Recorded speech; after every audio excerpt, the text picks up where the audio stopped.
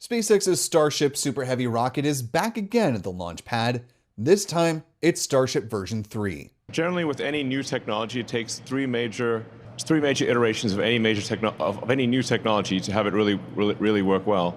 And this, with Raptor 3 and Starship and Booster version 3, it should be able to achieve all of the things that I just mentioned, which is a rapidly reusable, reliable rocket with orbital refilling. Starship version 3 features some major design changes and upgrades, from the structures, to the engines, to the avionics, and more. The upcoming mission, dubbed Flight 12, is also the debut of Launch Pad 2 at Starbase. Version 3 is what I like to call the foundational design of Starship Booster in the pad. That's going to give us the new capabilities we need to do the missions in front of us.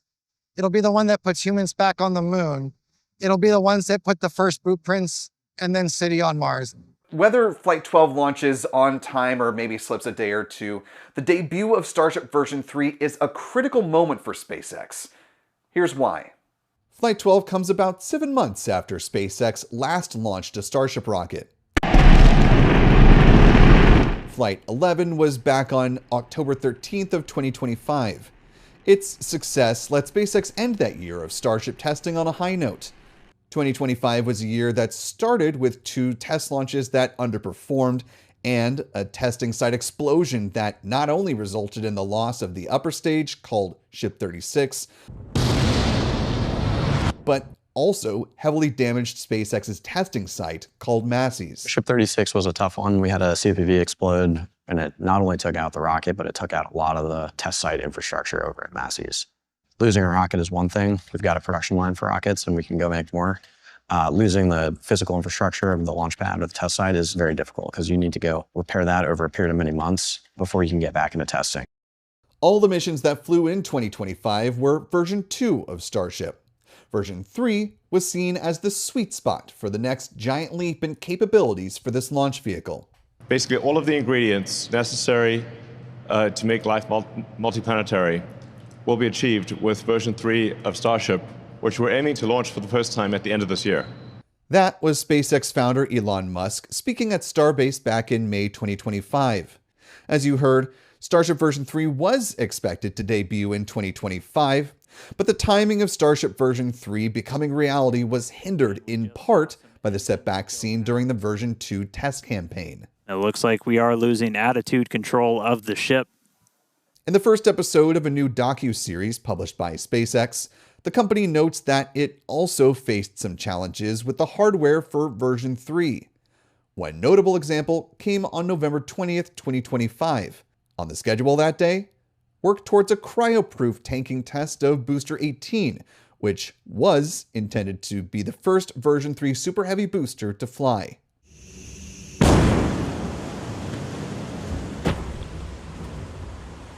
When we were pressing the nitrogen system, we had an explosion that took out the rocket, and thankfully we had designed that test to be safe. If something like that happened, we did not have propellants or reactive things on the vehicle, and so the test site incurred very little damage, and of course nobody was hurt in the incident. With Booster 18 gone, that meant Booster 19 would be on deck for Starship Flight 12, flying alongside Ship 39. Let's talk about some of the key upgrades to the rocket.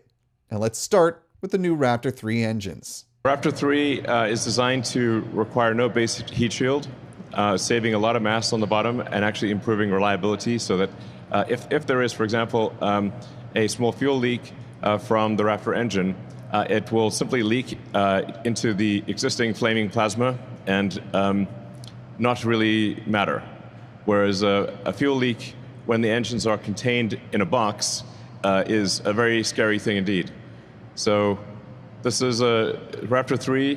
It'll take it probably a few kicks at the can, but is a massive increase in payload capability, in engine efficiency, and in reliability.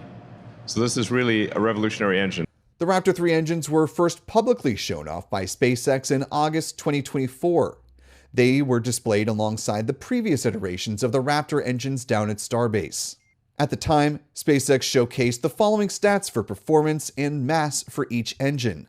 But as testing progressed these past 2 years, so too did the engine design. SpaceX now says the sea-level version of the Raptor 3 engine provides about 250 tons of force, or 551,000 pounds of thrust at liftoff. That's about 30 tons less than estimated back in 2024. Spaceflight now reached out to the company the morning of May 14th to ask what changed between the 2024 social media post and now. We did not hear back prior to publishing this video report. If you're liking this video, you don't have to just watch. Click like, share, and subscribe, and be sure to turn that bell icon on. That way you'll be notified when all of our videos go live and we begin a new live stream. And if you want to further support what we do here at Spaceflight Now, consider becoming a paid channel member. That way you'll get exclusive access to our reporting, as well as some behind-the-scenes videos from our photographers, and most importantly, you'll be supporting independent coverage of NASA and the space industry. Extensive testing on these engines is done at SpaceX facilities in McGregor, Texas, about 460 miles from Starbase. That included this validation test performed on engine number 75. Multiple versions of this test will cover the different conditions seen by Starship's 3 inner engines during its initial climb to space, SpaceX wrote in a post on X in December 2025.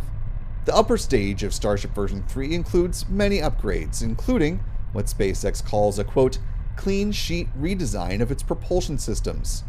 The company wrote, these changes enable a new Raptor startup method, increase propellant tank volume, and improve the reaction control system used for steering while in flight. The propulsion updates also reduce contained volumes in the aft end of the vehicle that could trap propellant leakage. We essentially took a bunch of lessons from version 1 and version 2, and we took a step back and said, what were the things that were really problematic, either from a performance perspective or from a reliability perspective on the previous rockets? And then we directly addressed those with a variety of new designs. One of those new designs involved going from 2 down to 1 actuator on each of the aft flaps. SpaceX says that, quote, improves redundancy for return to launch site operations while reducing mass and cost. The ship is now designed to support on-orbit flights of around 48 hours, thanks to features like redesigned reaction control systems and a dedicated system to aid with propellant interactions with the engines. The ships now also feature docking adapters, as well as several avionics advances that will help with future ship-to-ship propellant transfer. Musk discussed the concept back in May 2025. The 2 starships would get together, and one Starship would transfer fuel and oxygen, and actually most of the mass is oxygen. It's almost 80% oxygen that gets transferred, a little over 20% fuel, and so once you send a Starship to orbit with that's full of payload, and then you send a bunch of other Starships up, and you would refill the propellant on that Starship, and once the propellant tanks are mostly full, then you can depart for Mars or the Moon, or yeah. So this is an important technology which we should hopefully demonstrate next year. Big changes were also made to the new Super Heavy booster as well. SpaceX sprinkled those announcements across 2025. For instance, SpaceX introduced the redesigned fuel transfer tube that will bring the liquid methane down to the 33 Raptor engines. For size comparison, SpaceX notes that it's roughly the same size as the first stage of a Falcon 9 rocket. SpaceX says this larger size will allow all 33 Raptor engines to start up simultaneously instead of a staggered start time. Then, in mid-August, SpaceX shared these photos of the new grid fins. It said these were 50% larger and also stronger than their predecessors. They also include new catch points to support lifts and catches. During Starship Flight 11 back in October, SpaceX's Dan Hewitt talked about replacing the single-use hot stage ring at the top of the Super Heavy booster as well.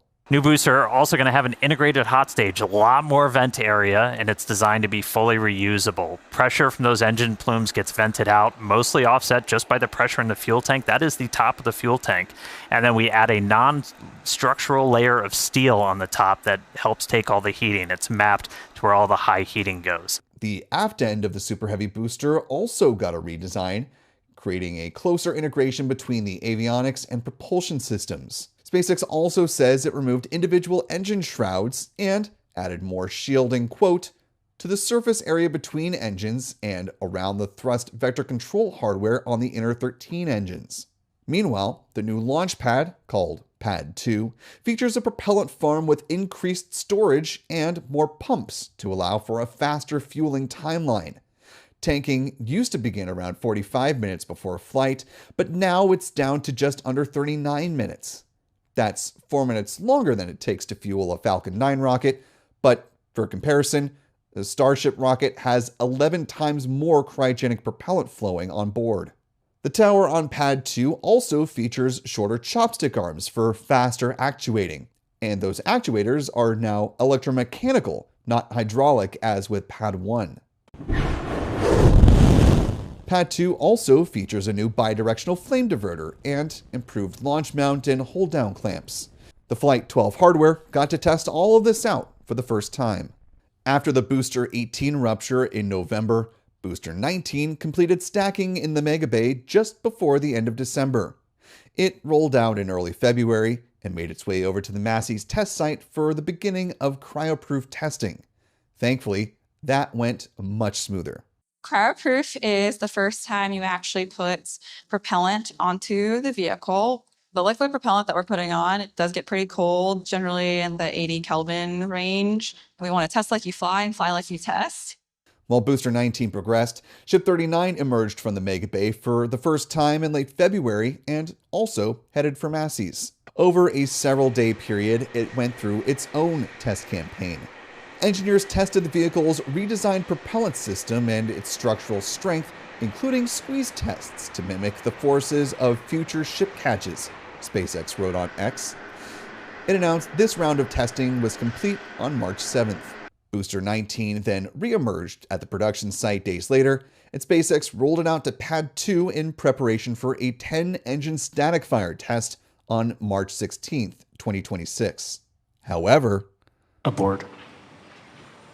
On LBN1, looks like we kicked out due to 2 combustors from the apex bank being faulted. Looks like we have to engine time of 2.135 seconds. We successfully lit all 10 engines. They were ramping up to power. Everything was looking good, stage and engines combined. However, there was a pad side abort called. So what that means is some sort of sensor tripped, and from there we command a fast shutdown.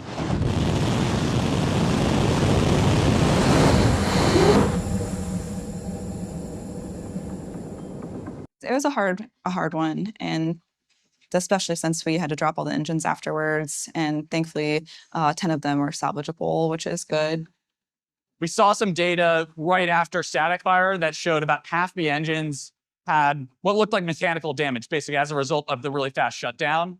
So we brought the booster back to Mega Bay. We then decided to remove all 10 engines from the booster so that we could troubleshoot and understand what's going on those 10 while still making progress on B19 by backfilling engines from B20. Booster 19 would go back to Massey's for more cryoproof testing, which SpaceX says wrapped up on April 5th. About a week later in April, both Ship 39 and Booster 19 emerged once again at the production site at Starbase to continue pre-launch testing. Startup. For Ship 39, that meant a full-duration static fire test at Massey's. And for Booster 19, a 33-engine static fire test at Pad 2. But once again, We kicked out early. All teams triage alerts, prepare for offload. pad issues reared their ugly heads. We aborted our second attempt of the B19 full count static fire. We actually had another pad abort on the diverter. We made it through engine startup and then ultimately lost some of our sensors on one of the ramp manifolds. It basically said that the manifold pressure was lower than we believe that it probably was, and it kicked us out at T plus 1.88 seconds. It's just tough because there are some things that are hard to test ahead of time. So the diverter, you can test as much as you want, but you can't obviously test for what theoretical vibe and environment you're going to see when the engines are turned on. After some additional troubleshooting, on May 7th, SpaceX finally completed a full duration and full thrust 33-engine static fire with Booster 19.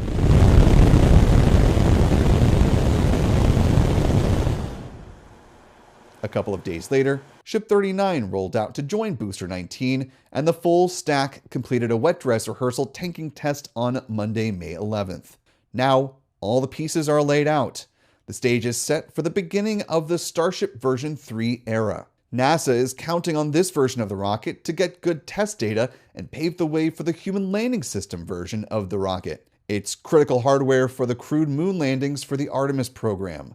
SpaceX also needs a successful Starship version 3 for the next generation of its Starlink satellites and many other eager customers. This is a tentative game plan here.